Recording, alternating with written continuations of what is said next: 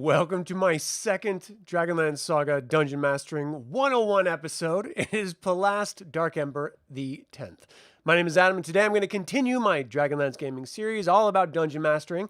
The number one complaint I hear about DragonLance modules is the railroading that they present. I will make the argument that with proper game preparation, railroading can actually feel more like open world exploration.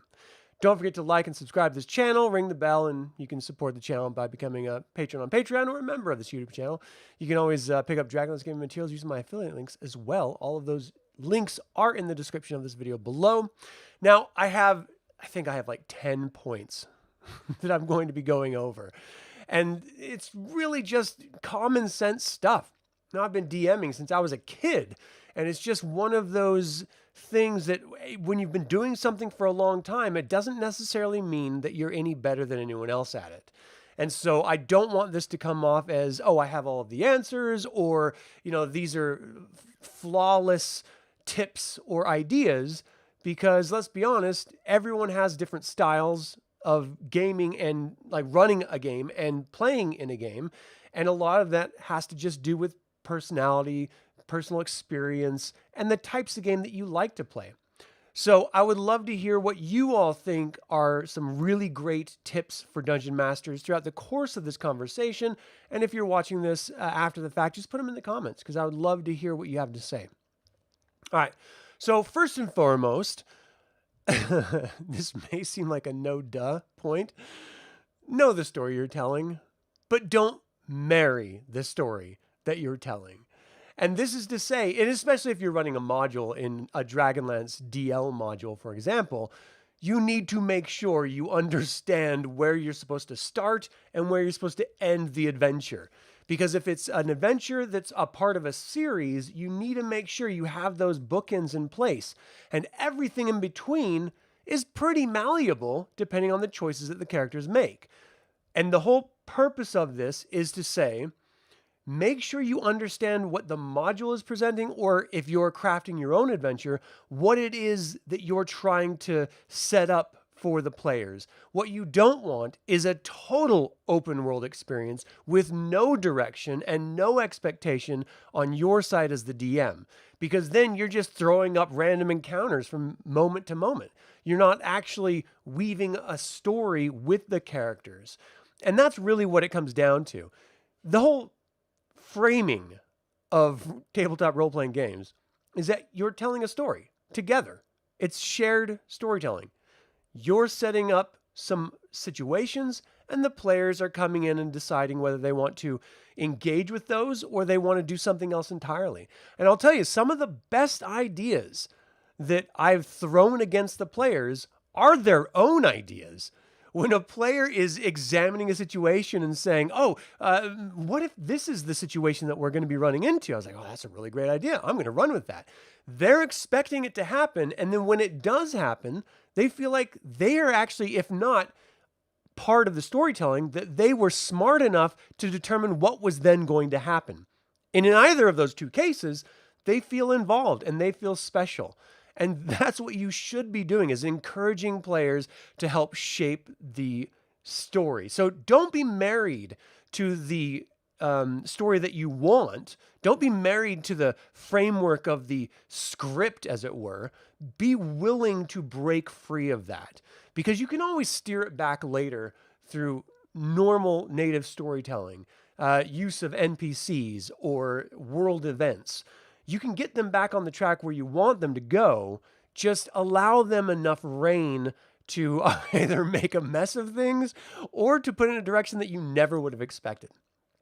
Hey, Goldman, how you doing? So, for example, here's another really great example. I was running a Vampire the Masquerade game, and I had and it was all set around the idea of What We Do in the Shadows, the comedy series, which is brilliant, by the way, if you haven't ever seen it. So the whole premise was it's supposed to be silly. And I had this whole 3-story arc that I wanted to go through 3 different sessions. And after getting to the second session, we still haven't done the third session yet, the players took it in a completely different direction than I ever wanted to. Now, the whole setup was that they needed to discover who was killing someone in order to get the heat off of vampires so that the masquerade wasn't ruined. And so they needed to find out who the murderer was to prove it wasn't a vampire and then make everything okay because their prince was also coming into town and he's going to be staying with them, and they didn't want that egg on their face when the prince comes around. So ultimately, it just came down to this idea of them saying, well, we're going to continue going down this weird story that you've sort of set up, but we want to sort of run completely out of left field and do something entirely different. And I can't, as a DM, say no. You should never, as a DM, say no. You should always say yes and then just go with it. Now, if it's a rule calling, then of course you're going to have to say no in some cases because sometimes players want to do things that just break the rules. But if it's just a narrative choice and they want to go off and do something entirely different, let them. You're here not to hold their hand and pull them. You're here to set up scenarios and guide them. That's really all it is. So understand what kind of story you're running first and foremost, and all preparation begins with this clarity of intent. Is it going to be heroic fantasy? Is it going to be dark intrigue? Is it going to be political drama, exploration, or something else all entirely? Design with that tone in mind. What I like to do is throw on music that's germane to the tone of the story that I'm telling, and that just sort of gets me in that creative mindset. And if that means I have to, the night before or, throughout the course of prepping the adventure, watch certain films that are also sharing that same tone, it just helps me sink in to the role of writing and crafting the adventure. So maybe those ideas might help a little bit. Don't overscript anything. There's a fine line between understanding where you want the story structure to go for any particular adventure and literally doing step-by-step, play-by-play dialogue. You're supposed to be improving as when you're role-playing as a character or whether you're running a game as a DM. In my opinion, the best DMs can improv really, really well. That's not to say I think I am. It's something that I continually struggle with and I continually try to improve. But improv is essential to running a game as a game master or dungeon master. So if you overscript it, you're no longer improving. If someone wants to have a conversation with what's happened in my games with a sheep in a random farm, and they want to cast Speak with Animals and talk with the sheep, you can't say no. You can't say I don't have that script. I can't do that. No, you just have to run with it and have fun while you're running with it. Because the players are having fun, sort of going off on wild tangents, and you can have fun going with them. And little moments like that don't have to break down the course of the actual story. There was one even Goldman ran in, and I think she was actually the person that did this. She was talking to a tree. It was Speak with Plants. And she was talking to a tree to find out what was happening in the area at a certain time to discover a murderer. And this was in our Saga game. You can actually watch, Forget the Kender is the name of it. Had a great time running it. I never once thought someone was going to talk to a tree, but it was an incredible moment where, you just, okay, well, if that's what you're going to do, then this is what the tree sounds like. And this is what the tree says. This is how a tree communicates versus a person communicating. And you just have to be able to jump on, the turn of a dime, just move off in a different direction when someone wants to go off in a different direction. Be creative, have fun with it. So make sure you have your plot points. You got your story beats. It's like when I'm prepping to do a show. I have bullet points that I want to hit, and the rest of it's freeform. And that's how I DM as well. I set up the act.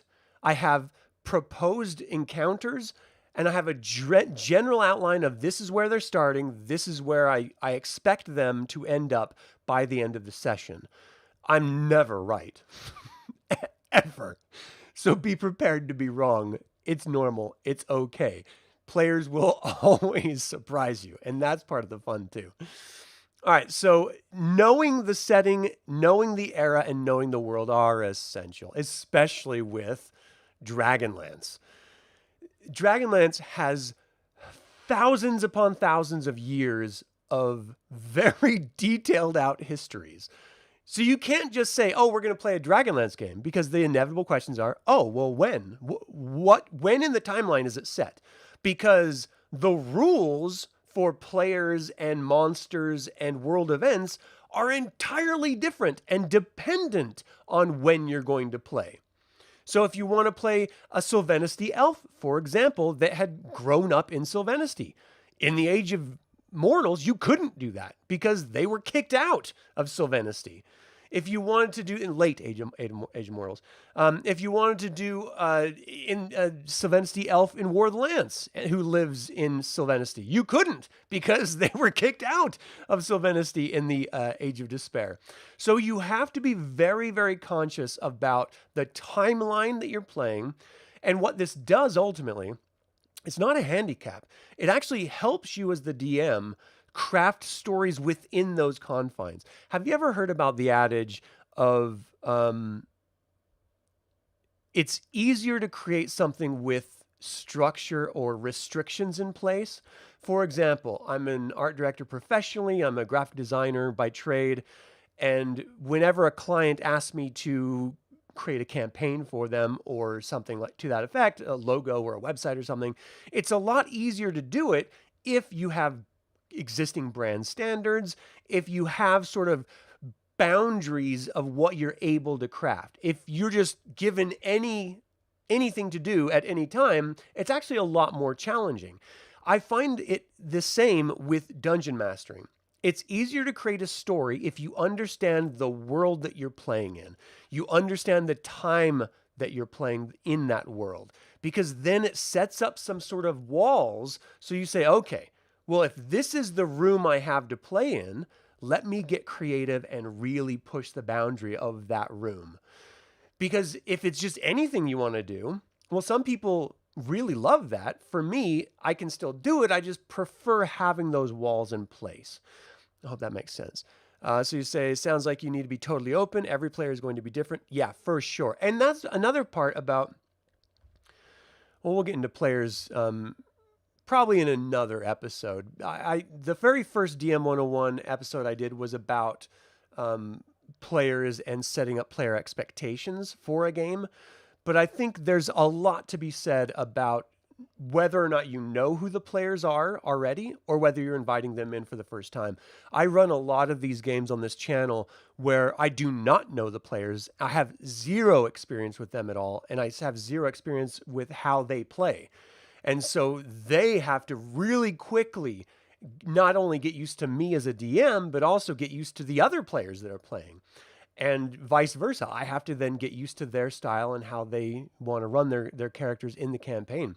So there's a really great opportunity for improvisation when it comes to bringing in brand new players, not just with me as the dungeon master, but also with the other players, and playing off of each other and being welcoming and supportive of decisions made, and really diving into your characters and stuff. So I think that'll be another conversation that I dive even deeper into that. So the second note I wanted to talk about was start small and expand naturally. So I like to have, if you're going to start a game, first of all, know the world you're in. If you're creating your own world, then just start with a town or a region.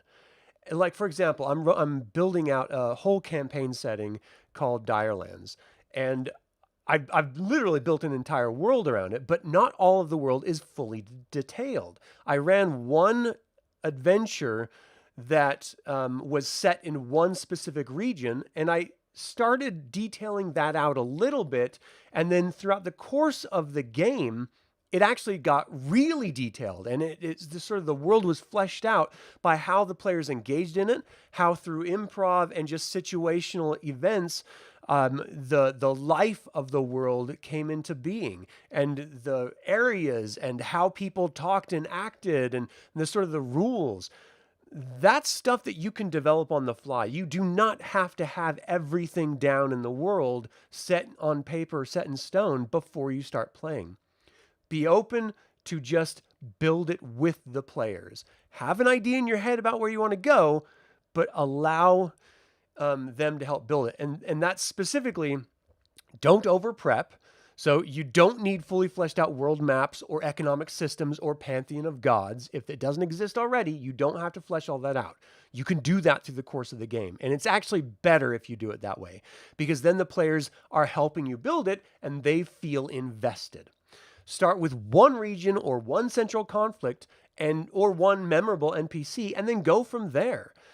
When we're talking about NPCs, always remember you only really need one memorable trait from the non-player character, whether it's a tone of voice, an accent, a demeanor, how they treat the playing characters, how they dress maybe. You don't need to go crazy with the details. Just let the players fill in the blanks with their imagination and how they're engaging with the NPC, and your work's done. If they start asking questions, improv.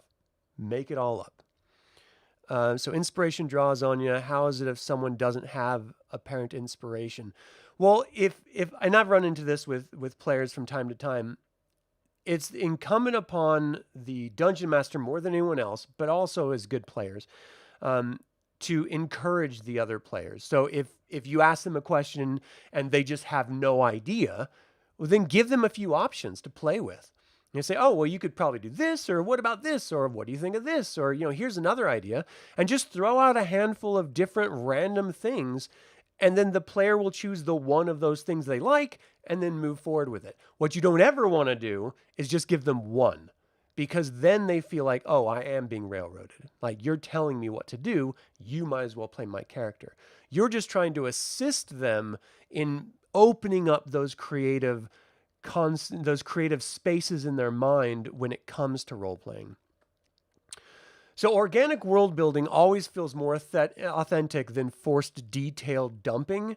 So, it's really nice and adventurous to have that paragraph that is written about a new room that you walk into, and it describes everything in detail.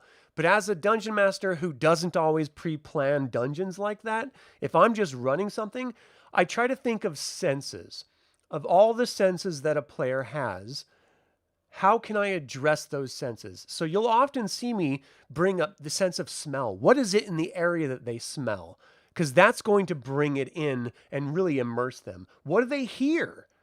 Is there a lot of animals around? Do they hear horses in the distance? Do they hear the clomping of hooves or some sort of whistle going off in the distance indicating something? Someone screaming. What do they see? Of course, you have to describe what they see so then they can, of course, react to what they see.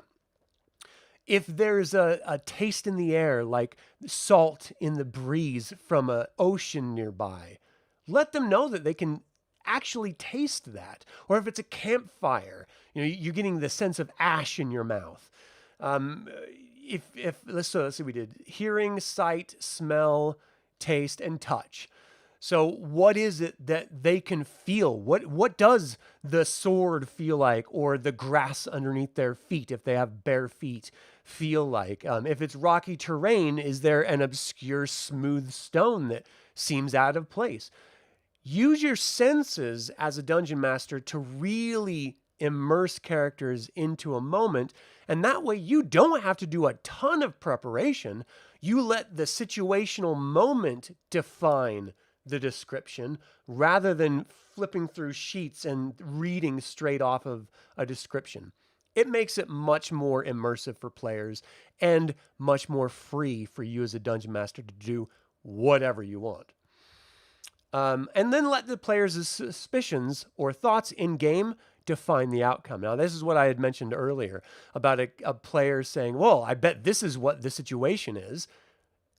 If it's not, but it seems better than the one you had planned, then go with the one that they suggested. I've done this so much in games. It's a trait that I think is incredibly important. Be able to turn on a dime if your players want you to, or if you want your players to feel good about the choices they made or their suspicions or their intellect through their characters. All right, the next one, establish the campaign's tone and expectations. This feeds all the way back to preparation and understanding the tone in order to prepare for it. But you have to make sure that you're discussing this tone with the players so that they understand it. I went into the What We Do in the Shadows Vampire the Masquerade game knowing it was going to be silly and comedic because What We Do in the Shadows is comedic. So we all went into it with that intention. I ran an Evil Dead campaign, which actually Goldmoon was in one of the episodes of, which is a lot of fun. And it's horror. And so we went into it knowing, okay, this is going to be a horror romp. Now, Evil Dead in, sort of like Evil Dead 2 and Army of Darkness and Ash versus the Evil Dead is pretty campy too. And it can be funny. And so you want to leave room for players to cut the tension with humor so that it doesn't bog down, just like a film. You need those moments to cut tension. But you don't want it to override the overall tone of the game. So that's why it's important to communicate with your players. Look, this is supposed to be an X style game. So all the decisions that you make as your players, please keep that in the back of your mind when you're making your decisions. And then I, as a DM, will be doing the same. And then we can have this experience of shared storytelling with this tone in mind. Let them know the kinds of challenges and moral dilemmas they might face. I talked about this in the first DM101 where I was talking about players' expectations. Make sure that they're okay with whatever it is you're going to be bringing up. There's nothing worse than a player just being, and that's why I always like with this channel, for example, on my actual plays, I always say, let's keep it PG-13. Because I don't want to throw out some random adult scenario that is going to be wildly offensive and freak people out. Like, I really want people to feel comfortable and content watching it and letting the action and the situation entertain them through the players and through the story. I don't want them to have any shocks through the course of it.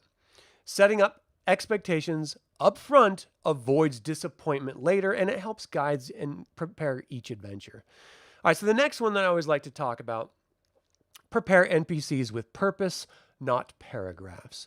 So every non-player character doesn't need a novel-length backstory. Like I mentioned earlier, most of them don't need any details at all. Just something, whether it's an accent or a name or a quirk, something about them that stands out so that the players will fill in all of the rest for you. You don't have to do all the legwork ahead of time, especially if it's just some rando non-player character that just happens to be in some random place that happens to fold into the story. Write down all names if you give out names.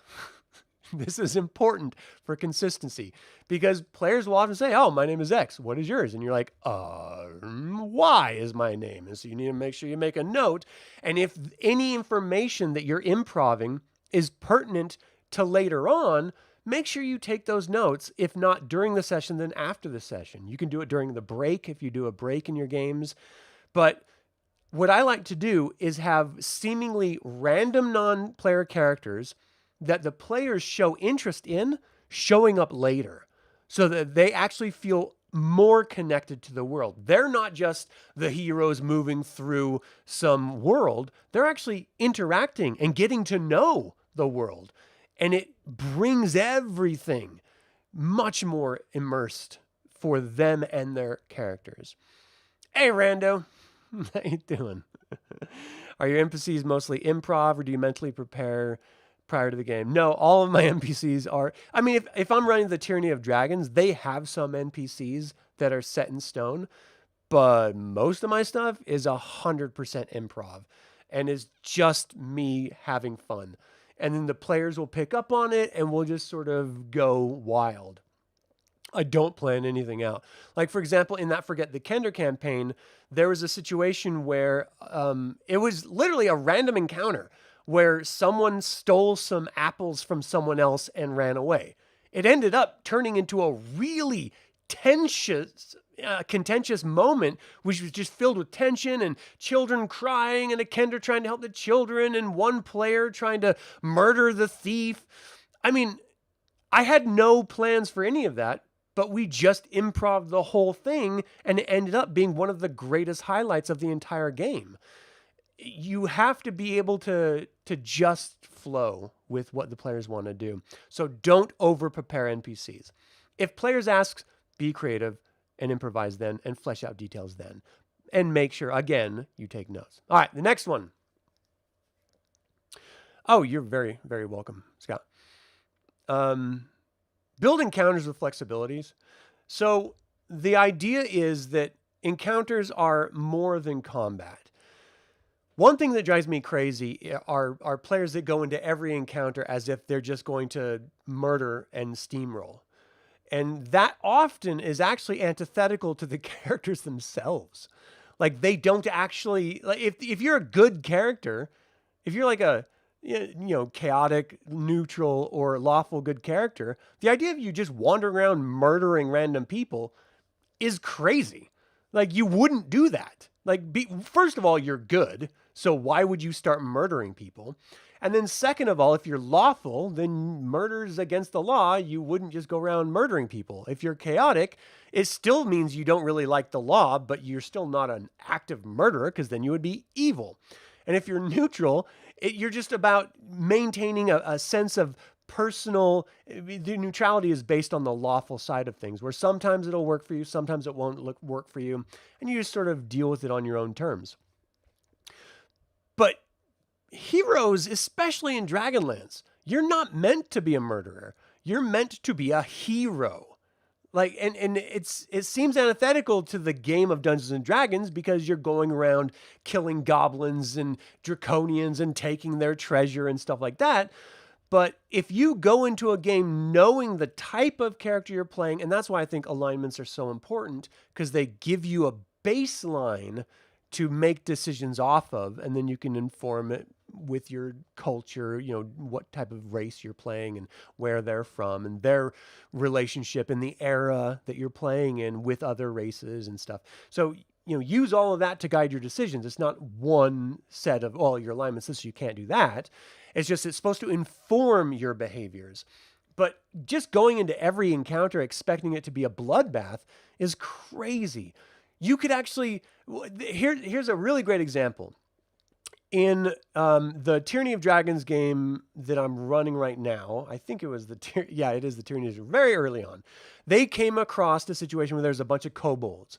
Well, they let the kobolds live, and the kobolds later recognized that they let them live and helped them later on. Rather than them coming through and saying, oh, you're kobolds, you're bad guys, I'm going to murder you all, they just actually helped them by the human cultists that were abusing the kobolds. They ended up stealing all of their gear and then just went around the entire encounter.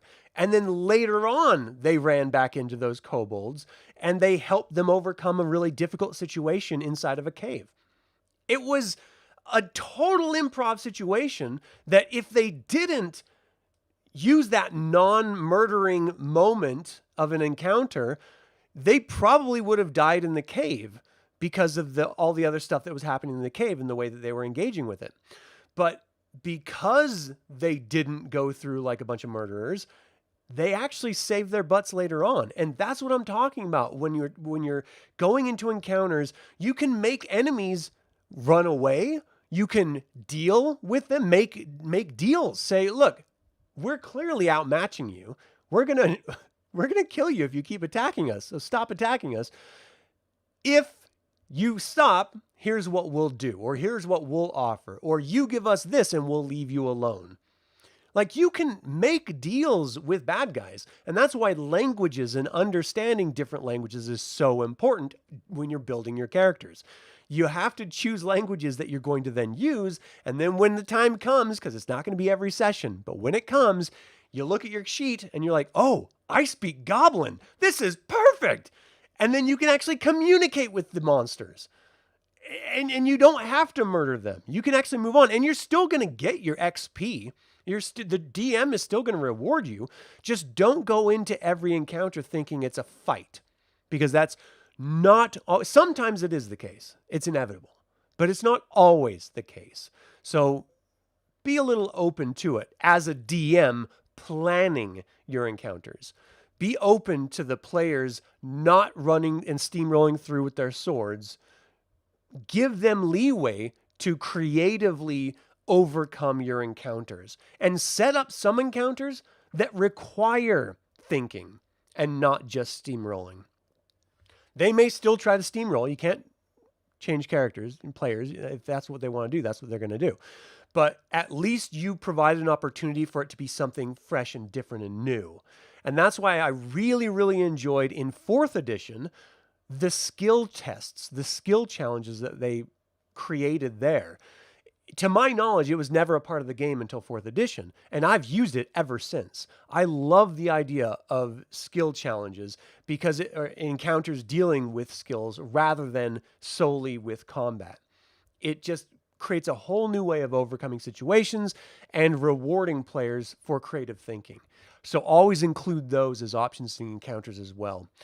Think of encounters as decision points rather than murder treasure moments. When preparing, create situations with multiple possible outcomes. Always prepare an encounter with purpose and possible pivots rather than monster stats. And combat should always be a possibility, but creative thinking on the player's part can and will enrich role-playing. Hey, Chris, how you doing, man?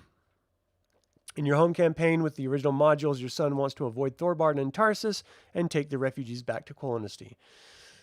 That's going to be interesting because by the time they get back there, the whole army will be there and the elves will have left. So that'll be a great moment for storytelling. When they're like, no, let's go back to Quolonisty. And you're like, oh, that was the army that we saw marching out of Pax Tharkaz. Crap. All right, so the next one is master the tools you use. Whether you run digitally or with pen and paper, know the tools before the game actually happens. So I run online games, and I'm always either using Roll20 as a virtual tabletop, or I'm running Dungeons & Dragons, what is it called? D&D Beyond with their maps program. Depending on the rule system I'm using at the time. Those are the 2 tools I use. And you better believe that I go through the tutorials on how to use them, how to set up fog, and how to set up light and boundaries for the light for the players, because you don't always use light and darkness in a map.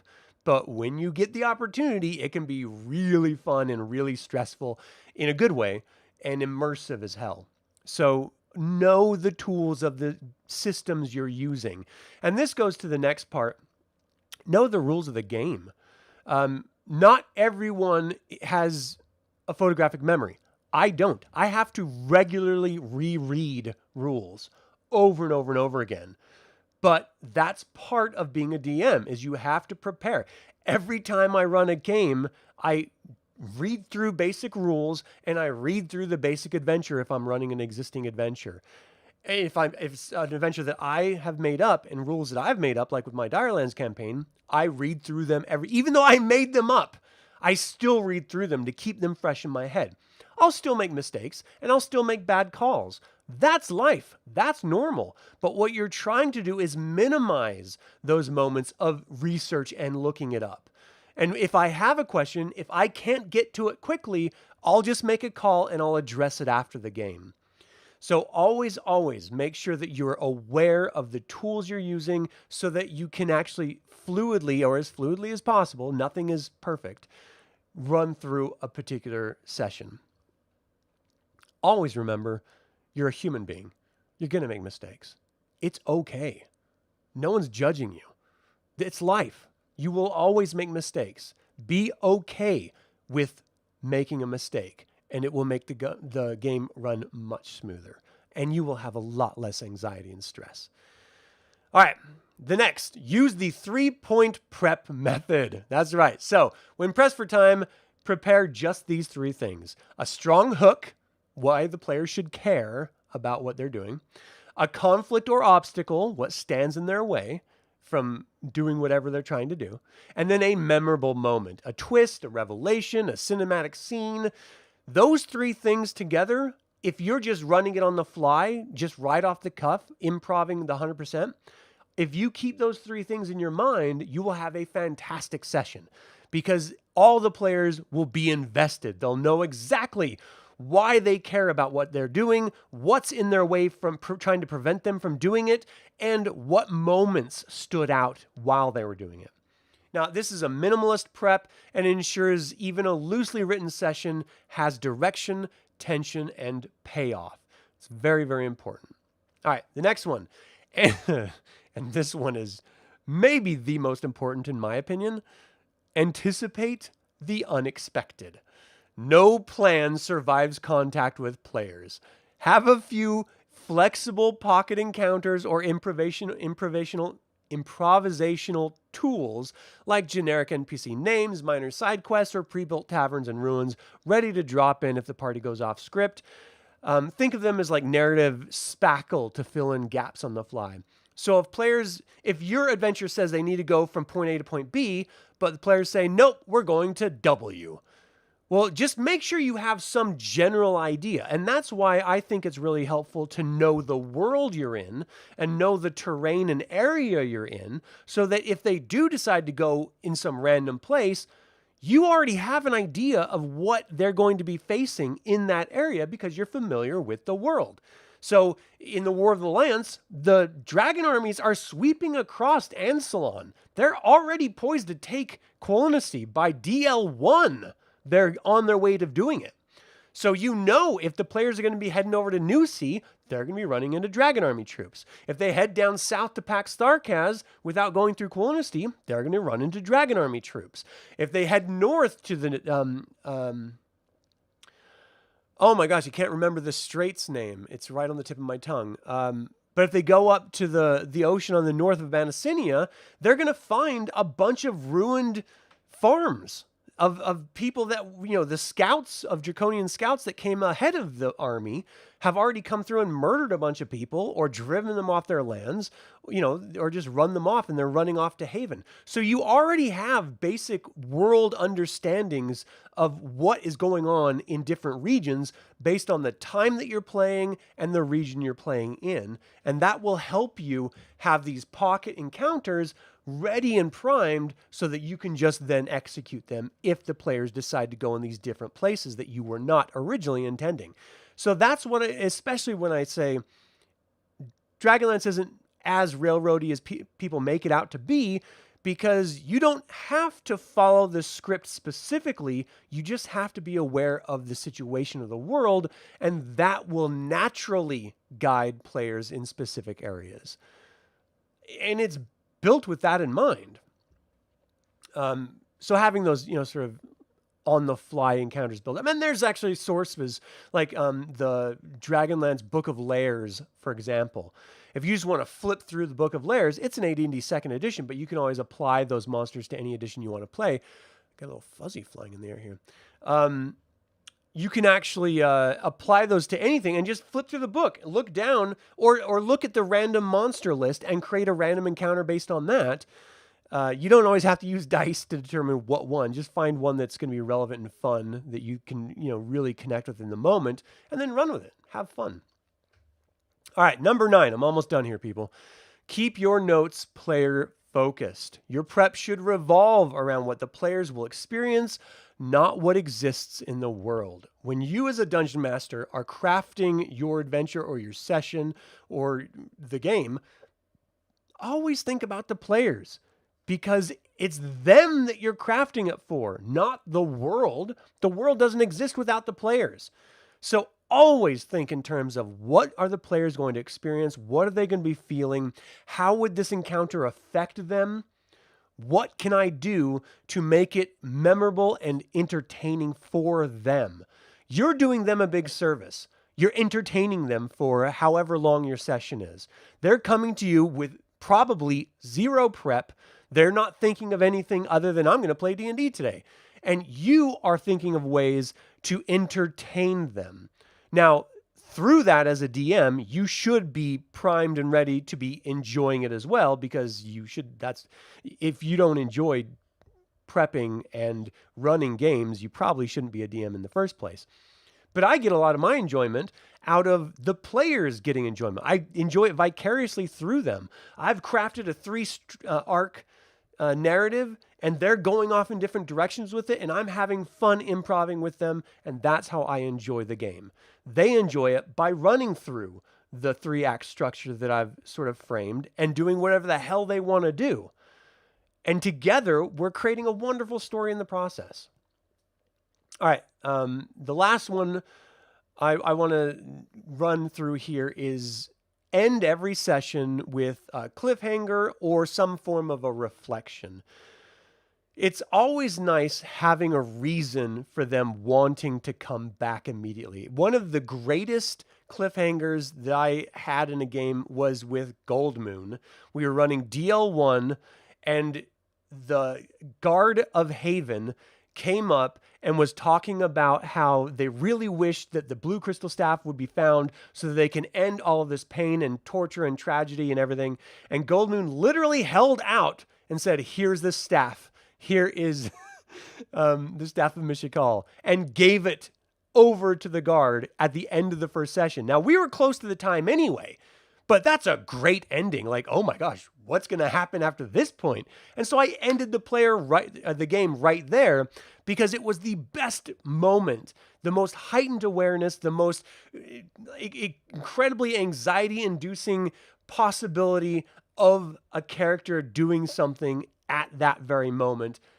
End it and just have that be the memory for everyone on that session, so that when they come back, they want to know what happens next. They are invested in what's happening next. And you can't always do cliffhangers. That's totally okay. Sometimes you just want to have a memorable reflection. They came through this experience. Did they learn anything? What are the next steps that they should be focusing on? How did what they just went through affect the overall story that they want to be involved in? It's really nice just to have moments where players can stop, have downtime, and then reflect on what has happened, because it allows them the opportunity to then plan moving forward and to get into their characters in more of, or I should say, in less of a hack and slash experience. It's really nice for players to immerse themselves in their characters, which is incumbent upon you, the DM, of giving them space and the opportunity of role playing. If you do that, then players will definitely connect much more with the world, with the other players, and with their own character. Use Edited Guide to prep for your next session. Always think of the reflection or a cliffhanger. Leaving off with a small cliffhanger also gives you a clean re-entry point next time, so you're not just sort of wandering around or giving people tons of options on where they want to go. They already know exactly where they're going to go.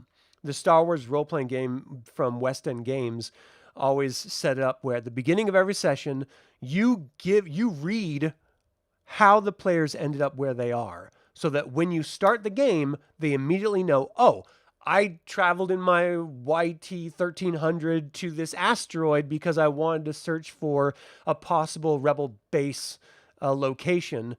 I'm now on the asteroid. Let me start searching the asteroid. Like you tell them where they need to be and where they're going to be and what they need to start doing, and then they'll just automatically start doing it. Now, that is a setup that is very railroady, but then they get to do whatever the hell they want after that point. So they don't feel like they're being railroaded at all. So that's another option. It's a little heavy-handed in my opinion, but it is an option for some players that maybe have more of a challenge finding a course of action. Maybe you just want to set it right in front of them and just say, okay, this is the situation, now run with it. And that's kind of it.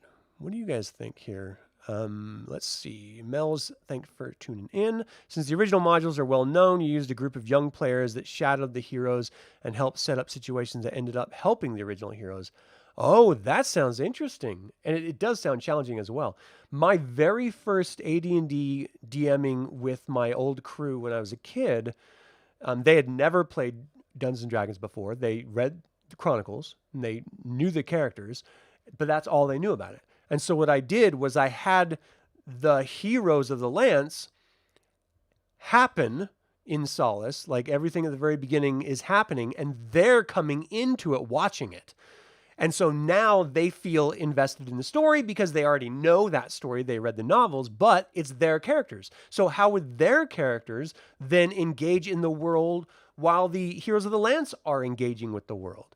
And it just created a wonderful situation where they actually met the heroes of the Lance in Crystal Mirror Lake, and they had this really great back and forth, but then they went off on their own adventure as the heroes of the Lance went off on their own.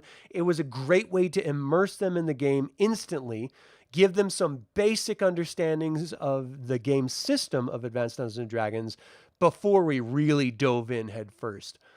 It was a really great way of doing it. Let's see. A great tip trying to find existing cliffhanger session. Hard to find a balance on story and combat and rolling. 100%. What I always like to do is if there's an encounter, and Advanced Dungeons and Dragons actually tells you this, you have to have downtime after an encounter.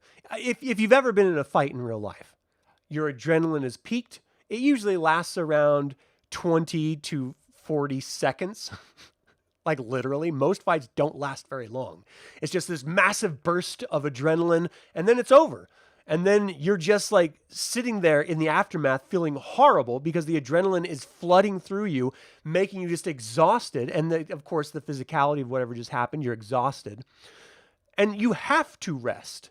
You don't have an option. You can't continue adventuring across a mountain if you just had an encounter. And so always focus on those little moments of saying, okay, well, you guys just have this big bad encounter.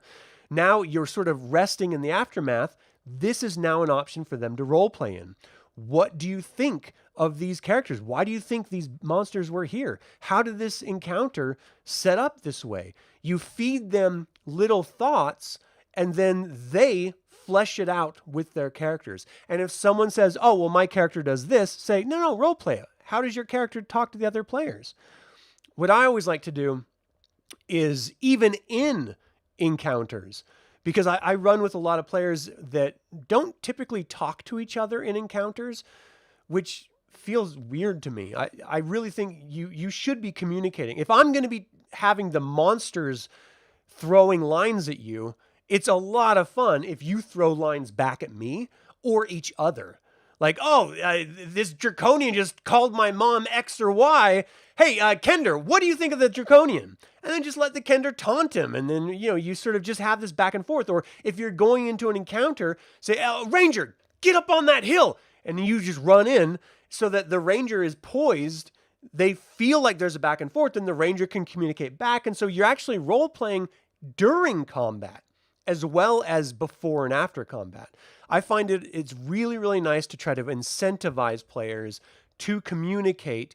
It helps them not only overcome encounters, but it also feels more involved. And then you're not thinking about, oh, this encounter's taking forever, because you're actually communicating throughout it. Now, it doesn't always happen, and it doesn't always seem like it would fit very well either. And so you can't do it every time, but every once in a while, just toss it out there, as an idea. Some players might take a little offense, like you're trying to tell them how to play or something, but that's really not the impression. And you should be open and honest with your players. Like, look, if you would have told each other that you were doing this, you probably would have done different actions. Like, is that fair? And they would say, yeah, probably. And so, as long as you're communicating in battle, just like you would communicate before and after battle, then you probably are going to overcome these situations better, and you can actually work through it. Now, you as a DM have to keep a timer going in your head, because they don't have this, a round is the space of like 6 seconds. So think about them communicating, and then you have to press urgency, because this is an encounter. You need to overcome this obstacle. Either it's a combat situation, maybe it's a timed trap or a timed event. Like, impress on them that they have to make decisions in a certain amount of time. It helps immerse them in the moment of the encounter, but then they're also throwing out a bunch of ideas, and I just find it a lot more interesting is all. And I'm hoping that they do too. I mean, they keep coming back, so maybe. You're old, you played the original modules when they came out, and the DM had you pledge not to read the books. He also met us individually. I think that's fun, but that's why they wrote the books different, so that they didn't spoil the modules. I mean, They wrote them intentionally slightly different, well, dramatically different in some cases. But I mean, that's fair. You know, the DM just wants to have it all surprise, so that's fine. Playing DL modules before reading the Chronicles is so much more fun. Yeah, I would love to have tried it, but I latched onto those novels early in my life. Having a DM is key to a good adventure and a great experience. Kudos to all the DMs out there. Hey, Julian, thanks for tuning in. Yeah, I mean, and it's always a struggle as a DM to continually improve and be better. And that's really what these video sessions I'm doing now are meant to be. An open dialogue between players and DMs on how to be better, how to improve your gameplay, and how to have more fun at the table. And I think with these 10 suggestions that I put in here and any thoughts that people are putting up in the live chat, I think we can all have a lot more fun playing this fantastic tabletop role-playing game together. And that's really what it comes down to, right? We want to have fun with friends or new friends. Let's see. You like storytelling and getting carried away. You're learning to read the table and turn up the action of combat or role-playing. You're still learning. Hey, Mills. Thanks for tuning in. Yeah, that's always difficult for me too. I'll have an entire session with no encounters, like no combat encounters. It'll just be character encounters or obstacles they have to somehow get around. And then some games are nothing but encounter after encounter after encounter, where it's just and there's hardly any role playing. So just understanding that the story is going to dictate what needs to happen and allowing it to flow in that direction. And remember, the story is controlled by you and the players. So they're going to tell you if they really want an encounter. And like you said here, it's important for us as DMs to listen to them as much as it is anything else.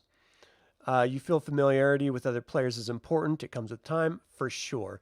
And I think it's really important because not every individual is the same. Obviously, we're all individuals. We're all very, very different. But play styles can end up being much more similar than individuals are similar.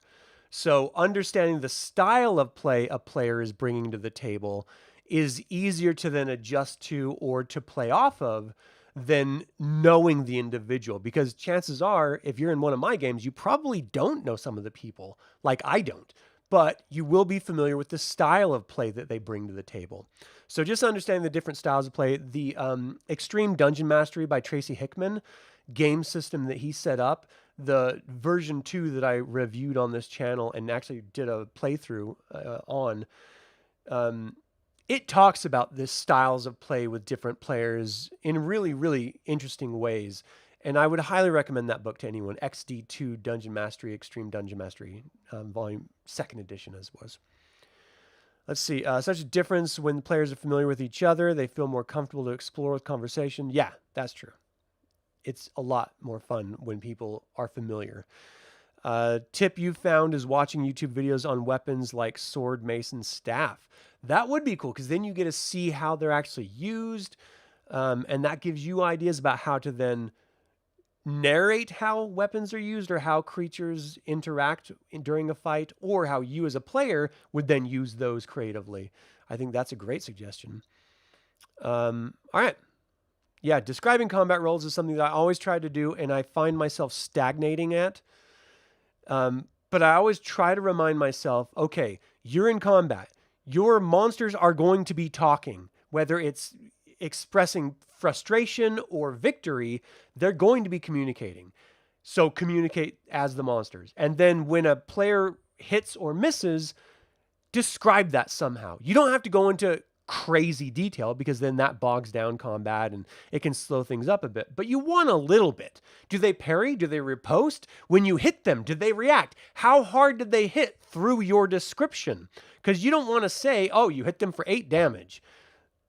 Well, that's fun, but how about, oh, your sword slid across their chest and they stared down at this open wound and screamed out loud. That's the 8 damage. You don't have to say 8 damage. Your player's telling you the damage already. You just describe what that damage has done and the player will get excited. And again, another thing I learned from Extreme Dungeon Mastery 2nd Edition was whenever something dies, let the players tell you how they die. They're the ones killing them. They don't always want to do it, but from time to time, give them opportunity and just like, all right, how do they die? And then let them just play and have fun with it. You let them be as flamboyant and over the top or mundane as they want. It's their kill. They earned it. Let them have it.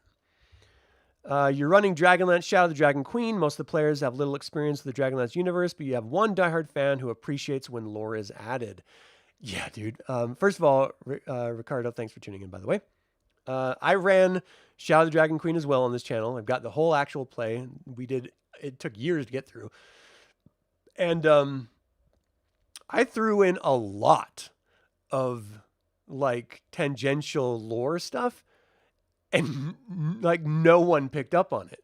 There was one player I had for a while in the campaign who he did pick up on a lot of it. But the other players didn't, and it wasn't important to them. So they didn't note it. They didn't and I don't want to, it's like a comedian telling a joke and then explaining the joke. You don't want to do that as a DM. You just want to throw in those things that if the players know, they know, and it's going to be great because they're going to be like, oh, Easter egg, that's that. But I threw in Fizban the Fabulous in situations. No one had a clue it was Fizban in the moment. And then later on, there was, when they were in Calaman, I actually did have Fizban, and they knew exactly who it was in that moment. And they had this really wonderful back and forth dialogue with Fizban. And he was like, well, I have to go because I've got to go deal with these people in Solace. The people who knew what he was talking about were like, oh my gosh, I know exactly what you're doing. The people that didn't matter because they already had a fun, old, befuddled, sort of weak-minded wizard interaction. And I love stuff like that. Because again, the more you know about Dragonlance, the more you want to play in it, and the more you want to feel connected into the universe of it. And I think it's really important for the DM to throw that stuff in. Because, look, even if you're not explaining it in game and the characters never get it in game, afterward you can be like, do you know who that was? Like I had reorcs, we had a total player kill situation where a lot of the players died. At the beginning of the next session, I had reorcs come in, the god, and he took their souls to the Gate of Souls into the next life. But he came in as this Dugan Redhammer figure singing a dwarven war chant from Leaves from the Inn of the Last Home poem. And I just made the whole thing up just for fun and immersion. And the players didn't really care. I don't think they cared about it. But for me, I was carrying on a legacy of the gods being involved in this really incredible pivotal moment in time, and that the characters' lives are wildly important, but so are their deaths. And you need to make their deaths have gravity and feel earned. You just don't want them to be dead and move along. Like, have purpose to the deaths, and then have a reaction to the death. How do the survivors experience it? And then how does the dead? Because again, with Dragonlance, there is an afterlife, and the gods are involved in it. I don't know. To me, I think it's a really great way of immersion and making their characters feel like they are moving on to something else rather than just being killed by some random dragon breath or something like that. When you're a great GM, it's easy to be immersed in the character. At one point on one channel, your character met Karaman and you got excited for a sec. Like, I met a real world celebrity. Oh, that's cool. Yeah. I find it weird that 37 hits for 1 to 4 damage each. Finally, the last 2 hit points of damage did the end blow. Dude, I ran through DL1 and Raceland Majir killed on a sablet with his staff. Just smacked him with his quarterstaff. And ended up killing the dragon. I find those crazy little moments so much fun. Just, it makes the characters feel great. And yeah, it does take a really long time to kill some creatures. And that means it's going to be very taxing on the DM. And you can get tired of doing it. And I've been there. Believe me, I understand it. But try. Just keep trying. You have a time limit in this session. The encounter is going to end. And as exhausting as it is for you running it, think about how exhausting it is for the players. And so you want to try to spice it up a little bit and make it as fun as possible. That's really what it comes down to. All right. Thank you all so much. I love the interaction. I love being able to talk to you guys about this. What I'm going to be trying to do moving forward is every weekday, I'm going to have a live stream. Every Monday is going to be DM101, some sort of tips, tricks, information, suggestions, examples about dungeon mastering. Because ultimately, I want to be a better dungeon master myself. And the only way I can do that is by communicating about dungeon mastering with you. And it's fun for me. And so I hope it's fun for you as well. Thank you so much for joining it. That is it for this episode of Dungeon Mastering 101 Game Preparation. Do you have any tips or tricks based on your experience as a player or dungeon master? Was I off base on any of my suggestions? Feel free to email me at info@dlsaga.com or leave a comment below. Thank you for tuning in. Don't forget to like and subscribe to this channel, ring the bell, and you can support this channel by becoming a patron on Patreon or a member on YouTube. You can pick up DragonLance Gaming materials using my affiliate links, and all the links are in the description below. Thank you to creator patron Aaron Hardy and developer patron Chris Androu. This channel is all about celebrating the wonderful world of the DragonLance Saga, and I hope you'll join in that celebration. Thank you for watching. This has been Adam with DragonLance Saga. Until next time, Slàinte mhath.